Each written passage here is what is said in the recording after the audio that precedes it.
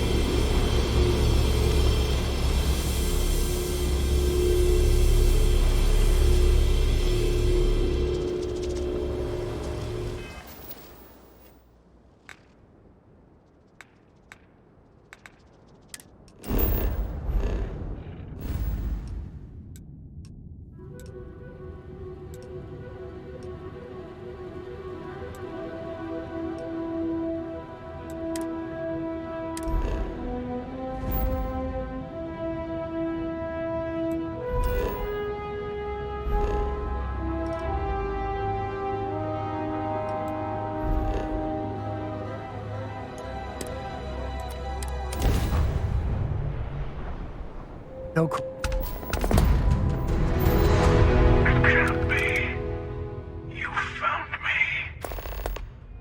I knew I made the right choice in letting you go.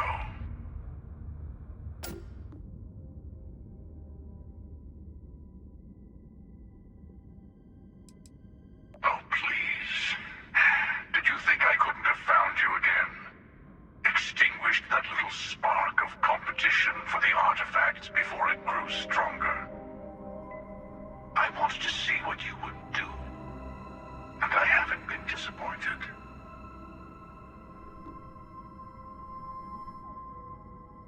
You did. Now it's all starting to make sense. You should come aboard. There's another Starborn here who is very interested in meeting you. I can speak for myself. Constellation ship, you weren't invited to this meeting, but much of our conversation has been about you. It's only fitting you should join us. I will personally guarantee your safety as long as you come in peace. And think of it as a ceasefire meeting. Your one shot at getting those answers you must desperately want.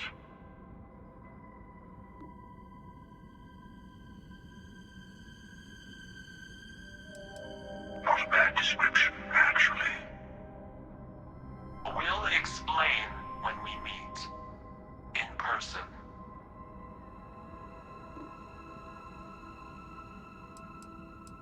Let's just say they're very dedicated to stopping me from getting the artifacts. So if you don't trust me, well, they're your next best bet. I know your encounters with our kind have not been pleasant, but we are here deserve answers. Good. See? We can all get along. For now.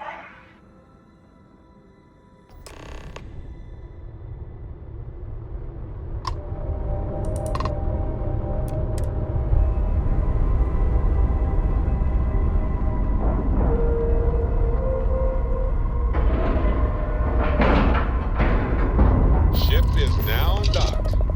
Perfect. Didn't even smudge the paint.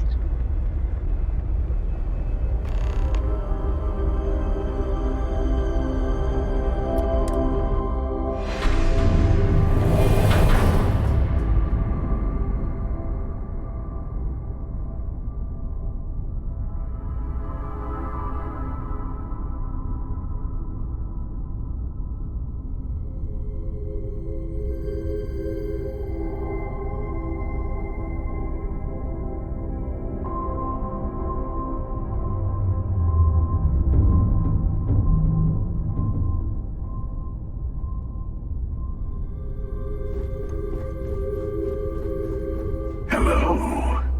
Again.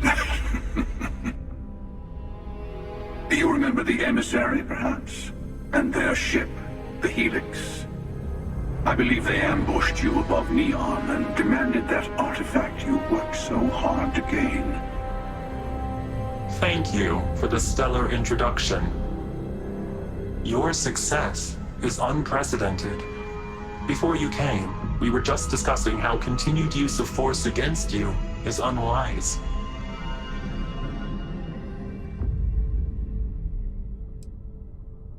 Yes, we did. We are not a monolithic people. The Starborn are individuals. Some are united in cause. Others are in it for themselves. We are all in it for ourselves. Some of us are just more honest. The emissary threatened your ship, demanded you hand over your artifact. How is that so different from what I did? We needed to warn you off. Every encounter with one of our kind could spell disaster. For whom, exactly? I say whoever can collect them should.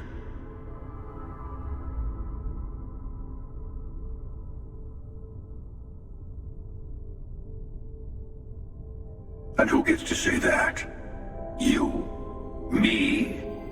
The emissary? I have debated morality for near infinity, and all I have found are groups of people enforcing their will on others. Rules and laws spoken as principles, but backed by arms and violence. Enough. We have more to discuss. The Unity. You are on the path to it. It is a place, a gateway. It is where we were reborn. You've really come a long way since the Welcome to Constellation speech, haven't you?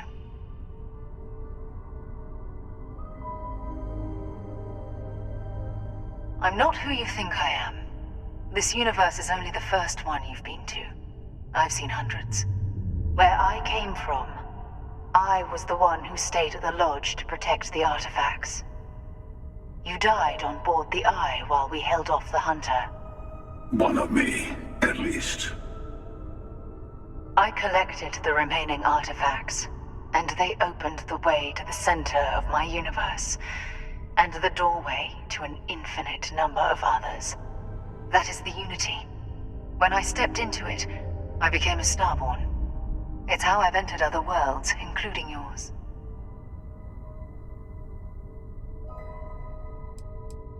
They are all connected. I have to. This is bigger than all of us. All the artifacts are needed to complete the armillary and open the way to the Unity. In every universe, the Starborn fight over them. Innocent people die. You've witnessed the power granted by the temples, The anarchy that can be unleashed. Someone has to decide who should get them. Here it comes. The emissary tells you only the worthy should enter heaven. You're twisting what I mean. They're hypocrites. They use the chaos caused by the hunt for the artifacts to establish an order where they decide who's worthy. I attacked your lodge because I wanted the artifacts, and you held me off. You got away. That wasn't some morality play. You didn't survive because of righteousness. You won because of persistence, luck, and skill. As I have done countless times. I was also human once. But what does it matter who or what I was when eternity is within your grasp?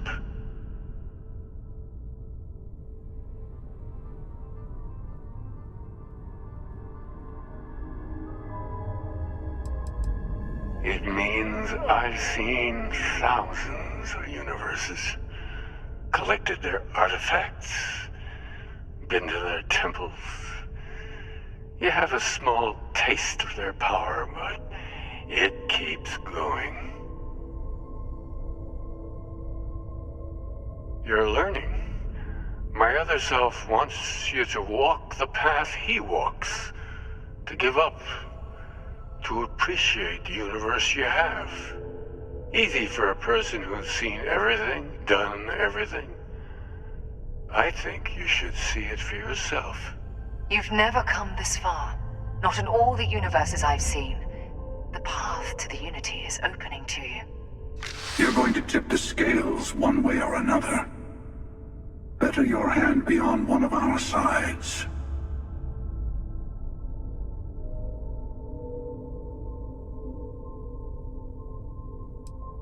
Don't you understand what we're talking about? There's an infinite number of your friend out there in the multiverse. One is right over there. Besides, why fight me again when you don't have to? I want a truce between all three of us. Give you some time to think over which approach to the Unity is the one you want. Mine, or the Hunters. Yes. Let's see how willing you are to live under someone else's rules. Just remember, one of us isn't trying to judge you.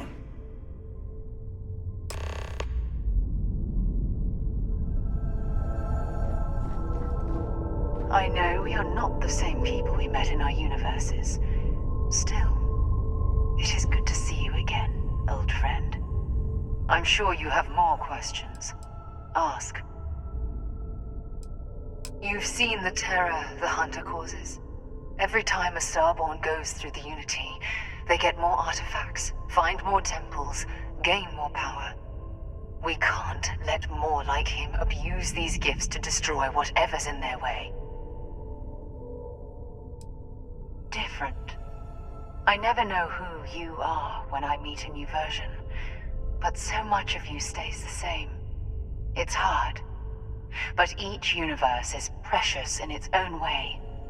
Mine will never have its original you in it again, as yours won't have its real me. When all the artifacts are assembled, the device they create is called the Armillary. In many ways, it's a model of the multiverse itself. Through it, you can reach the Unity. And from there, you can become Starborn. It's not an easy experience to describe, but the Unity will speak to you, offer you the chance to become Starborn.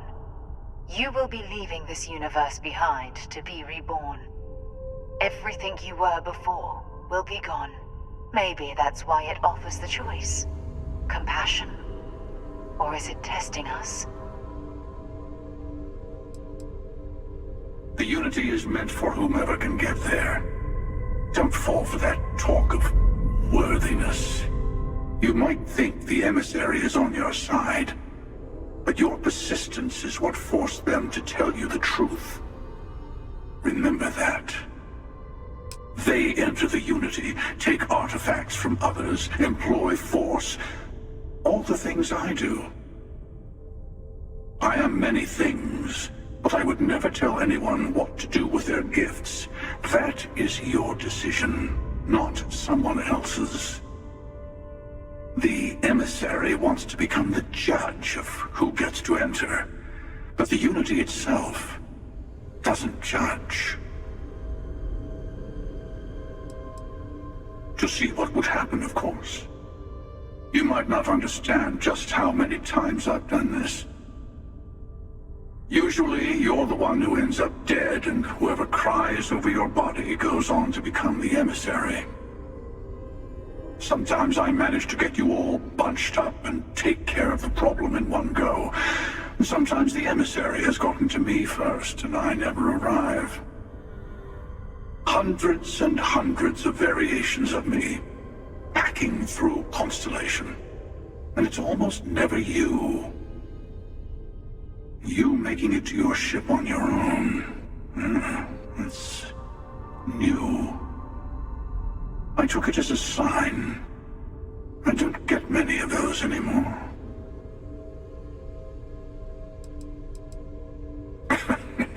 No, we always end up having this meeting at this time. But it's the usual affair. Can we make peace? No. Oh, how tragic. Honestly, I was beginning to wonder why I kept attending. And it's bad habit I started a long time ago. Perhaps I just like meeting the emissary to gloat. But you have provided something quite new to talk about. Maybe you're a random die roll. Or maybe the Unity is finally responding to all my hard work. I've simply found that it's the quickest way. Talking, forming alliances, waiting for the right moment to commit theft. It's all so tiresome. I'll admit, you getting away has been the most interesting thing to happen in quite some time.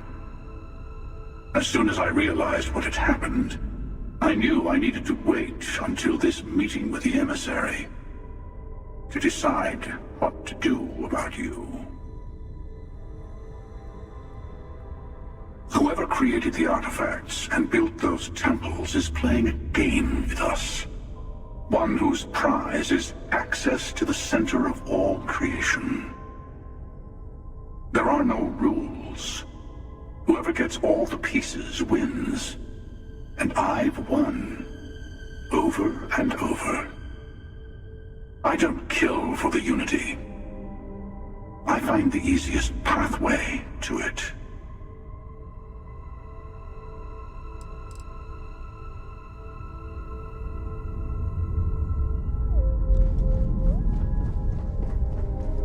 Before you leave, I want to give you something. A way to another artifact, but also a lesson in how dangerous they can be. Seek the moon of Old Earth. There are secrets there you must discover for yourself. Here, to open the way.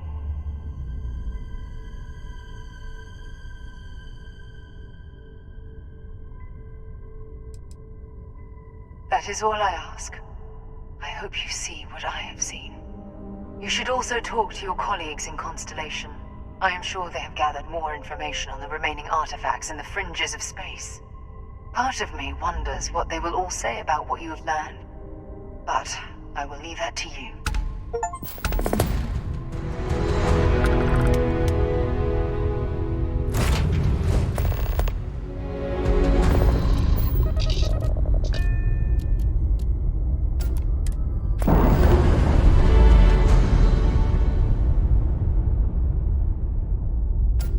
Indicators are green.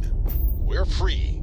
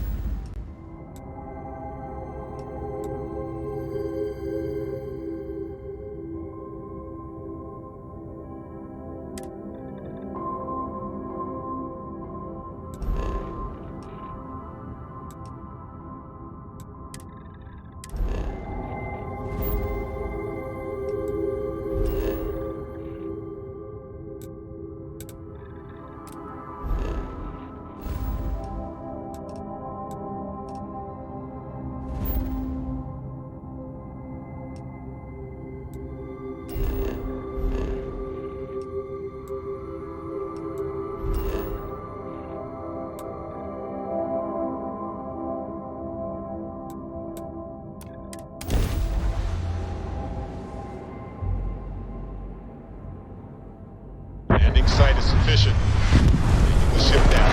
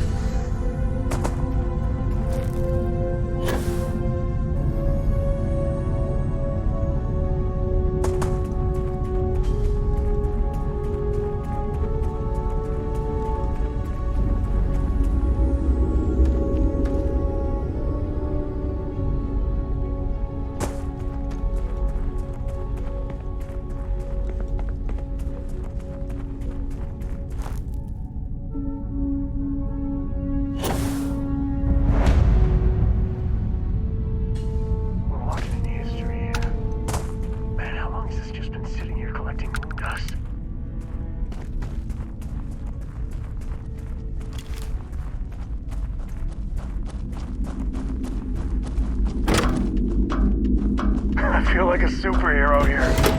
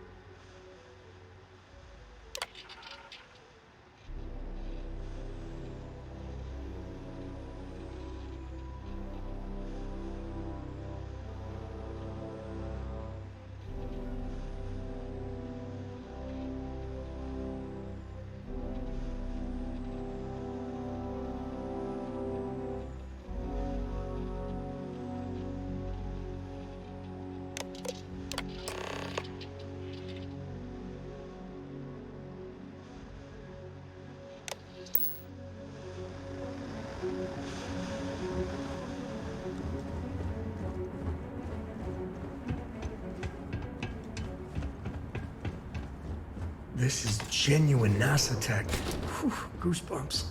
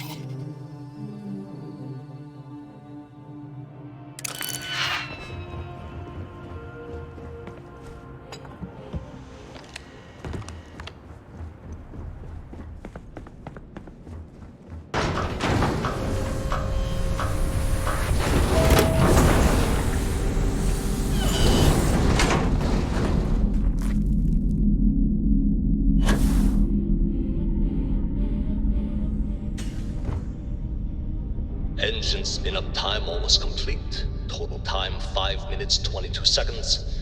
Right on schedule. How are the helium-3 valves holding, Nova? We double-checked the leakage concerns this morning before the launch. All signs green. Any changes to the calculation sequence from Voltaire? No changes since we uploaded the last figures yesterday. It's a clean shot from here to Jupiter. One day the computer will be on board the spaceship. Just imagine that. One miracle of science at a time, Canaveral. Counting down. 5, 4, 3, 2, 1.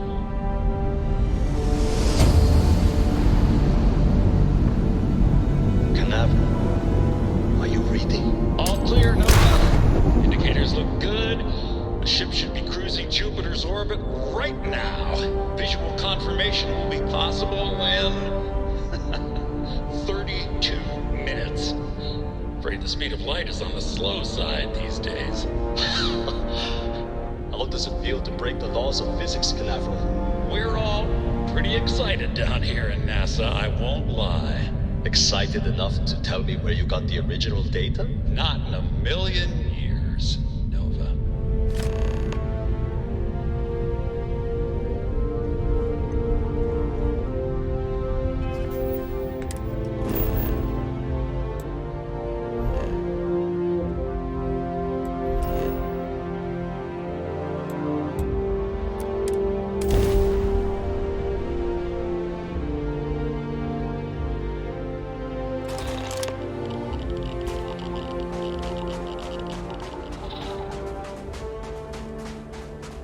I am literally shaking. This is amazing.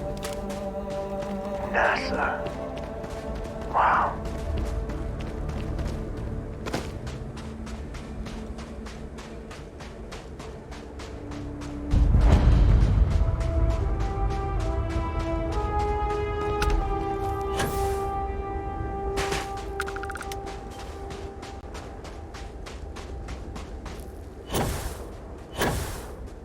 There has to be an elevator that gets to the good stuff. Man, oh man, please tell me it still works.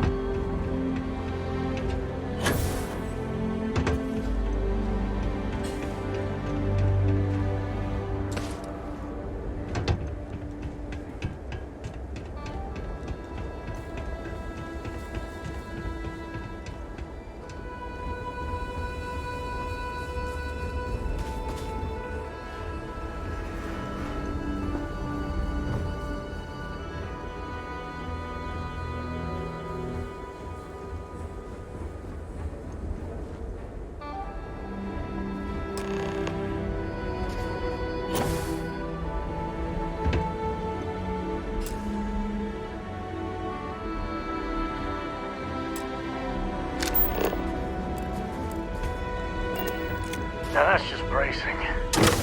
Kinda nice though.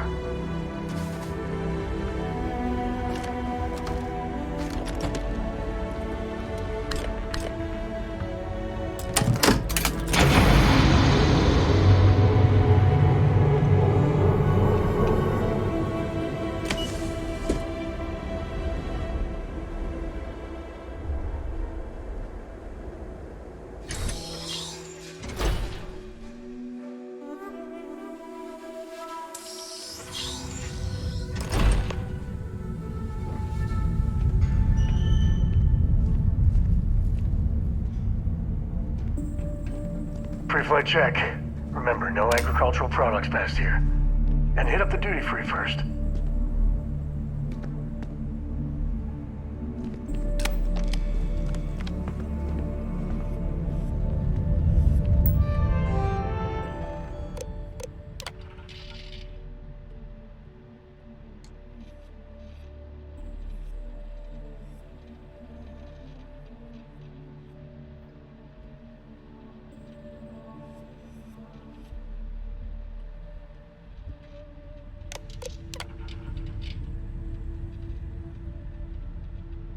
Station log.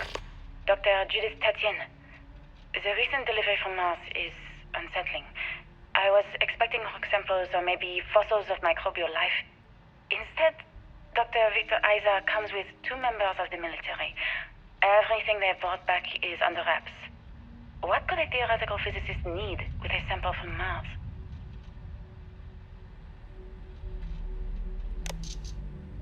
Station log. Dr. Judith Tatienne. I've been trying to cozy up to Dr. Isa, Victor, to see what is going on.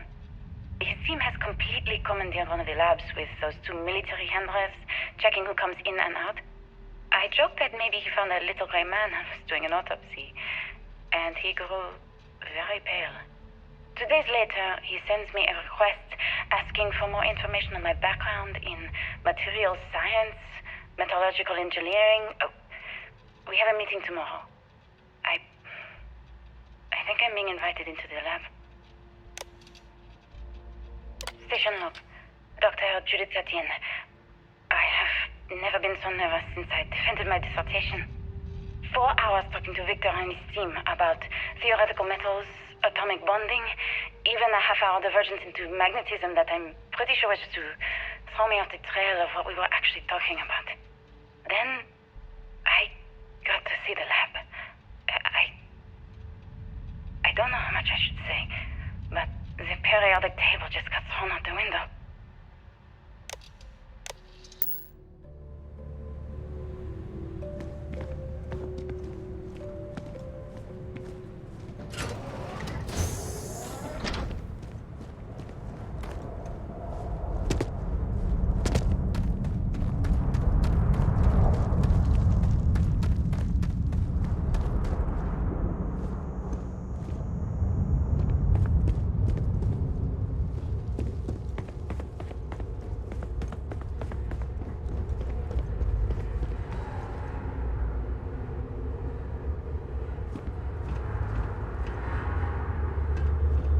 This is so cool. Man, I could spend hours down here.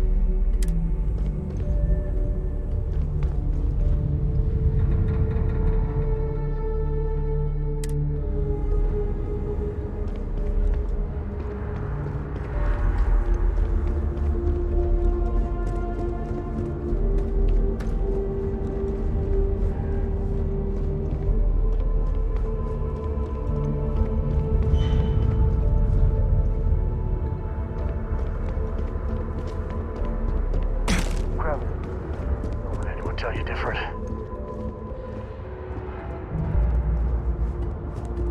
I just don't understand where these calculations came from.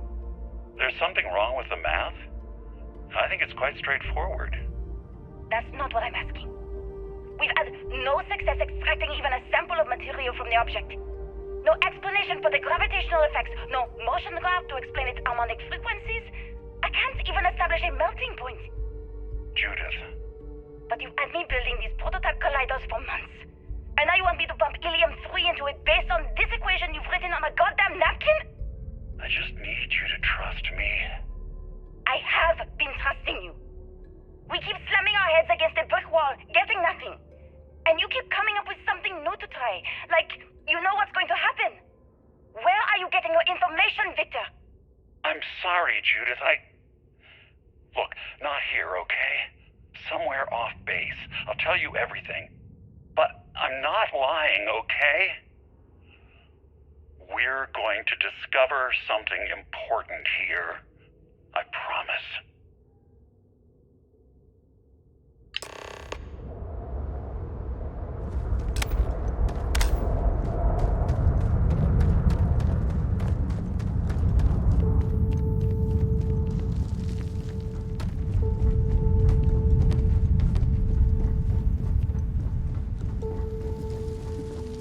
This is history.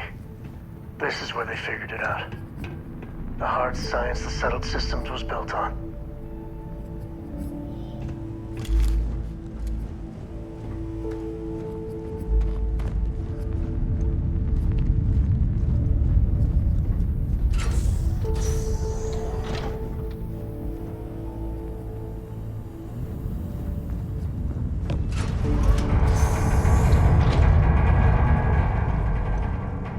Too bad about the cave-in, but at least the museum was intact.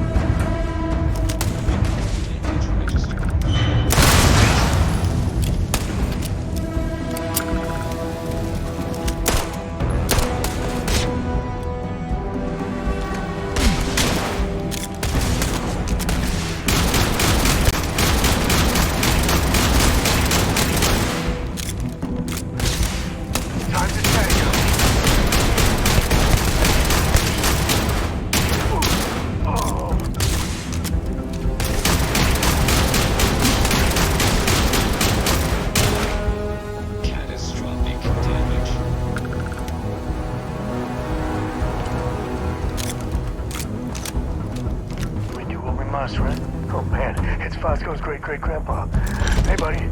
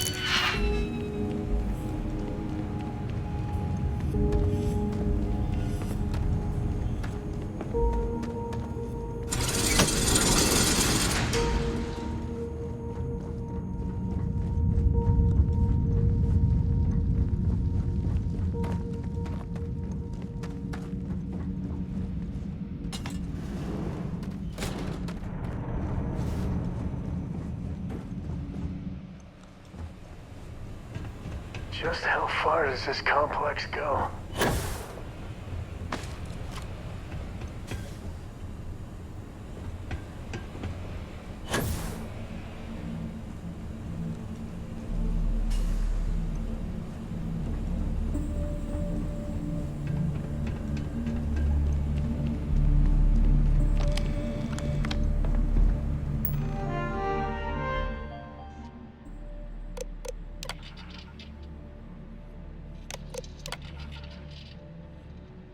Project Log, Dr. Victor Isa.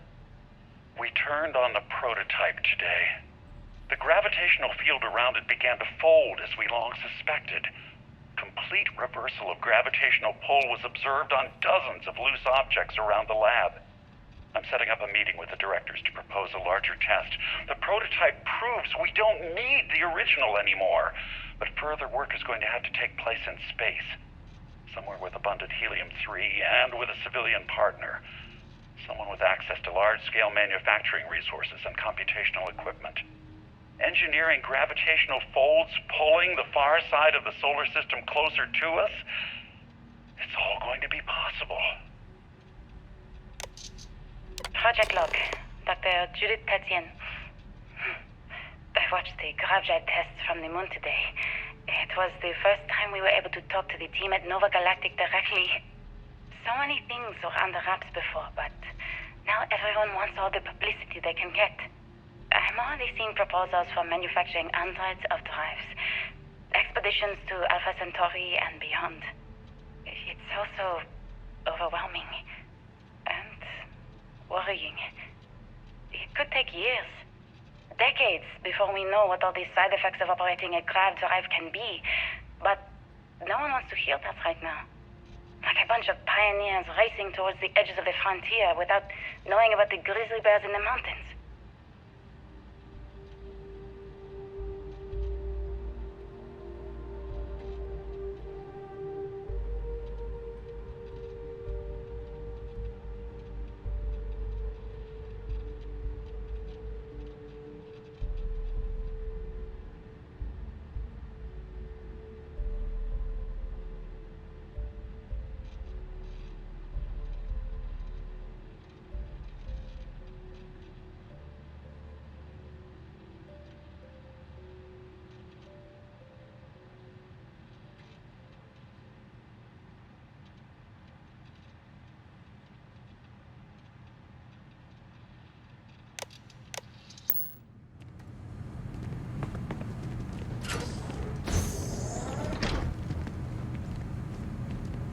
I wonder what they stored here. We're getting close to the good stuff, I can tell.